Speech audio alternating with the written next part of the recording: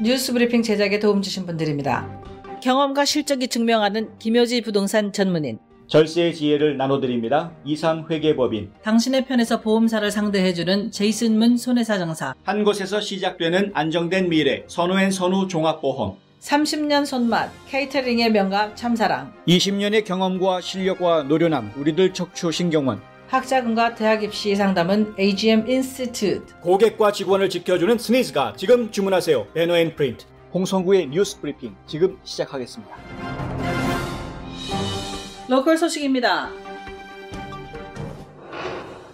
코로나19의 영향을 가장 덜 받은 스포츠 중 하나로 코로나 바이러스로 인한 셧다운 기간에도 계속 문을 열었던 골프장에서 집단 발병이 일어나 적지 않은 충격을 주고 있습니다. 애틀랜타 업타운에 위치한 앤슬리 골프클럽이 67명의 코로나19 확진자가 무더기로 나온 뒤 문을 닫았다고 WSB-TV가 어제 보도했습니다. 여기에 40명 이상의 직원들이 검사 결과를 기다리는 중이어서 확진자 수는 더 늘어날 전망입니다. 클럽 측은 지난주 토요일 직원 9명이 양성 반응을 보인 이후 광범위한 검사를 시작했다고 밝혔는데요. 아직까지 중증 환자는 나오지 않았고 병원에 입원한 사람도 없는 것으로 알려졌습니다. 잭 고골 클럽 회장은 팬데믹 기간 동안 앤슬리 골프클럽은 현행 보건 안전 지침에 부합하는 회원들이 시설을 이용할 수 있도록 해왔고 앞으로도 그렇게 할 것이라고 밝혔습니다. 앤슬리 골프클럽은 입장하려면 마스크를 착용해야만 했던 곳인데요. 현재는 방역으로 문을 닫은 상태지만 다시 영업을 재개할 날짜는 정해지지 않았습니다.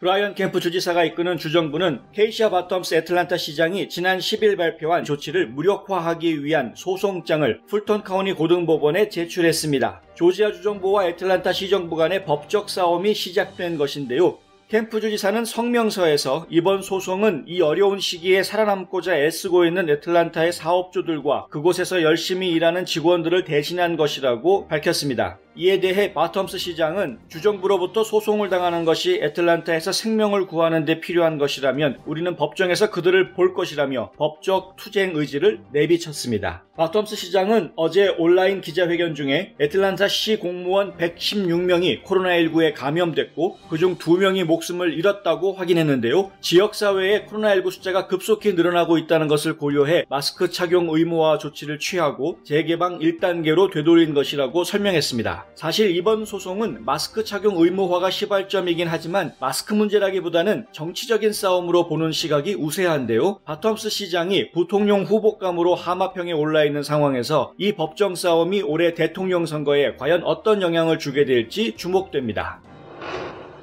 애틀랜타시 교육청을 비롯해 풀턴, 디캡, 캅, 클레이튼, 더글라스 등 지방교육청들이 온라인 개학을 결정한 상황에서 귀넷 카운티는 일단 대면 수업과 온라인 수업을 병행한다는 기존 방침을 계속 유지하기로 했다고 귀넷 데일리 포스트가 보도했습니다. 귀넷 카운티 교육위원회는 어제 저녁 온라인 회의를 갖고 코로나19 대응 방안을 논의했는데요. 슬론 로치 귀넷 교육청 대변인은 현 시점에서 8월 12일부터 시작할 이번 학기 계획을 바꾸지 않고 있다고 말했습니다. 로치 대변인은 지난 12일 마감된 설문조사 결과 60%의 학생들이 학교에 출석해 대면 수업을 원했고 40%는 디지털 수업을 받을 것으로 예상한다고 전했습니다. 최종 결정은 추후에 내려질 예정인데요. 교육위원들 중 1명을 제외하고 나머지는 모두 온라인 수업을 옵션으로 하되 대면 수업으로 학기를 시작하는 방안을 지지하고 있는 상태입니다. 한편 귀넷 교육청은 개학을 위해 50만 개 이상의 마스크와 4,000갤런의 손세정제, 기타 가운 등 필요한 물품을 비축하고 있다고 밝혔습니다. 귀넷 카운티 선거관리위원회는 오는 8월 11일 있을 결선 투표에 앞서 조기 투표 일정을 공개했습니다. 이번 결선 투표에는 지난 6월 9일 예비선거에서 투표하지 않았더라도 유권자 등록을 하면 투표할 수 있습니다. 해당 유권자는 다음 주 월요일인 7월 20일부터 8월 7일까지 매일 오전 7시부터 오후 7시까지 로렌스빌에 있는 유권자 등록 및 선거 사무실에서 직접 투표할 수 있습니다. 또한 추가 투표소 4곳이 설치돼 8월 1일부터 7일까지 매일 오전 7시부터 오후 7시까지 문을 엽니다. 위성 투표소 주소는 화면에 보시는 바와 같습니다. 자신의 유권자 등록 상태를 확인하려면 웹사이트 mvp.sos.ga.gov를 방문해 확인하시면 됩니다. 제5회 애틀란타 문학상을 공모합니다. 미국 동남부 지역에 거주하는 한인이면 누구나 참여할 수 있으며 미발표 신작 작품을 시 부문은 최대 5편, 수필 부문은 최대 2편을 우편이나 이메일로 8월 31일까지 보내시면 됩니다. 수상자에게는 대상 상금 $1,000를 비롯해 상금과 상패 및 등단 증서가 수여됩니다. 제5회 애틀란타 문학상은 제1IC은행이 특별 후원합니다. 지구촌 소식입니다. 아랍에미리트의 첫 화성 탐사선 아말이 일본 남부 다네가시마 우주센터에서 현지 시간으로 오는 20일 발사될 예정이라고 AP통신이 보도했습니다. 아말은 아랍어로 희망이라는 뜻인데요. 아랍에미리트뿐 아니라 아랍권 전체에서 화성에 탐사선을 보내는 건 이번이 처음입니다. 아말은 약 7개월 동안 4억 9,350만 킬로미터를 시속 12만 킬로미터로 비행, 내년 1분기 안에 화성에서 상하층부 대기 측정, 화성 표면 관측 촬영 등의 연구 활동을 할 예정입니다. 인도네시아의 자바섬 동부 수라바야 농업 검역소는 한국에서 수입한 배추 종자 1.5톤을 폐기하도록 명령했다고 연합뉴스가 보도했습니다. 검역소 측은 한국에서 수입한 배추 종자에서 A1군 박테리아 농농균과 A2군 박테리아가 검출됐다고 밝혔습니다. A1군은 농작물에 유해한 박테리아로 인도네시아에 없는 박테리아고 A2군은 인도네시아 특정 지역에서 검출되는 유해한 박테리아입니다. 검역당국은 한국산 배추 종자에 들어있는 박테리아가 인도네시아의 원예 작물에 심각한 위협이 될 수 있어 폐기 조치했다고 설명했습니다. 앞서 인도네시아 농업부는 지난 4월 한국에서 수입한 팽이버섯의 샘플을 채취해 검사한 결과 일부 샘플에서 식중독 등을 유발할 수 있는 리스테리아균이 검출됐다며 5월과 6월에 걸쳐 총 8천여 킬로그램을 폐기한 바 있습니다.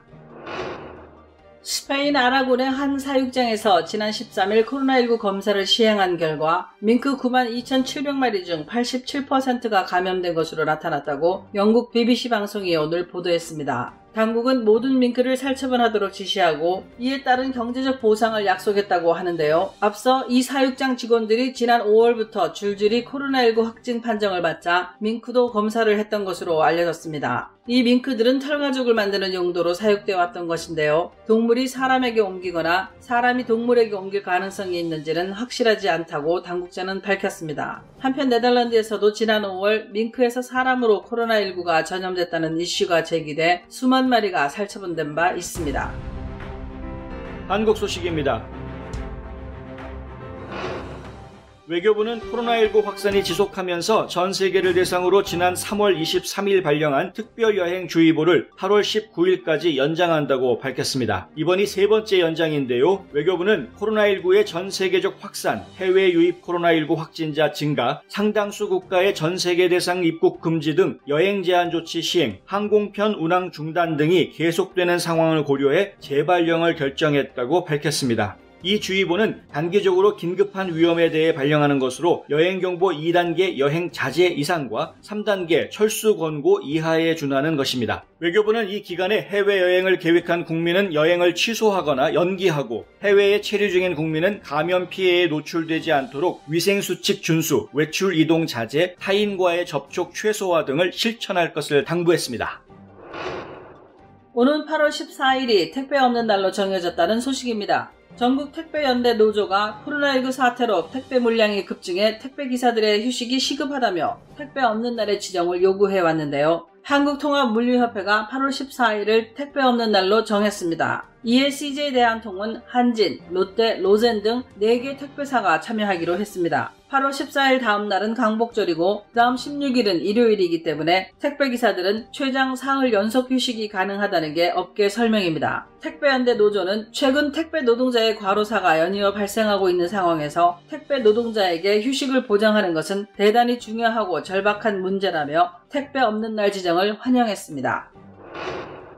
코로나19 방역 활동을 방해한 혐의를 받고 있는 신천지의 이만희 총회장이 검찰의 첫 소환 조사를 받았습니다. 그러나 검찰은 이 총회장이 조사 도중 지병을 호소하자 4시간 만에 조사를 중단하고 귀가 조치했습니다. 이 총회장은 신천지 대구교회를 중심으로 코로나19가 확산하던 지난 2월 방역당국의 신도 명단과 집회 장소를 축소해 보고하는 등 허위의 자료를 제출하고 검찰 수사에 대비해 관련 자료를 폐기하는 등 증거를 인멸한 혐의를 받고 있습니다. 또 부정한 방법으로 100억 원대의 부동산을 형성하고 현금을 빼돌린 혐의도 받고 있는데요. 앞서 검찰은 지난 8일 감염병 예방법 위반, 위계에 의한 공무집행 방해, 증거인멸 교사 등의 혐의로 신천지 과천총회본부 소속 총무 A씨 등 3명을 구속한 바 있습니다.